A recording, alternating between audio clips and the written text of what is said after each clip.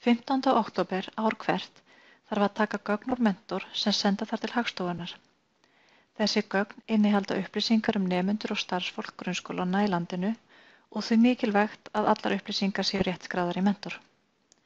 Skólastjórnendur þurfa að yfirfara skýrsluna vel og senda hana síðan sjálfir til Hagstofunnar á netfangið menntun@hagstofa.is. Hagstofuskýrslurnar eru aðgengilegar inn í kerfisstjórn undir skýrslugerð. 2 skýrslur að ræða, annars vegar starfsmannaskýrslu og hins vegar nemendaskýrslu. Með því að smella á hvorn hnapp fyrir sig er skýrslan kölluð fram og hægt að lesa hana vel yfir áður en hún er vistuð sem Excel-skjal og síðan send á Hagstofuna.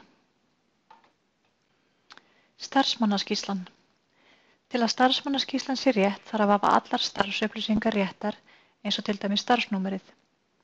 Númerið 1229 er ofnotað en það kemur sjálfkrafa upp þegar starfsmaður er skráður inn en á eingöngu við skólastjóra. Margir hafa skráð sérkennara sem með starfsnúmerið 2330 sem gildir fyrir grunnskólakennara en starfsnúmer sérkennara er 2340. Yfirlitin yfir númerin má kalla fram í aðgerðum til hægri. Þá þarf einnig að skrá inn menntunarnúmer á alla starfsmenn skólans. Ef starfsmaður hefur til dæmis lokið meistaraprófi þarf að velja menntunarnúmer 6. Þetta yfirlit er einnig hægt að kalla fram í aðgerðarlistanum til hægri. Ef starfsmaður er ekki í starfi á viðmiðunardegi en er skráður sem starfsmaður skólans inn í Mentor er best að skrá hann sem almennan starfsmann og velja starfsheiti launa ekki á launaskrá. Eins ef er að ræða til dæmis hjúkrunarfræðing og skólasálfræðing. Ef starfsmaður er stundakennari við skólan þarf að velja í starfsheiti launa stundakennari, forfallakennari.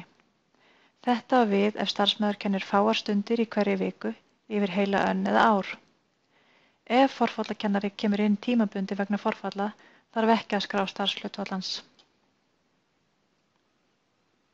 Gildistíminn á vinnuskýrslunni verður að vera á núverandi skólaári. Hvað varðar nemendaskýrslu þarf að gæta þess að móðurmál hvers og eins sé rétt skráð á nemendaspjaldinu og eins er mikilvægt að árganganúmer bekkjarins sé rétt skráð, það er að 10. bekkur sé skráður sem 10. árgangur. Þetta er gert þegar bekkur er stofnaður eða þegar honum er breytt í hópaumsjón. Gætið að því að ekki séu auka bekkir í hópatreinu sem gætu gefið villandi upplýsingar til Hagstofunnar eins og til dæmis gamlir bekkir sem ekki eru lengur í notkun.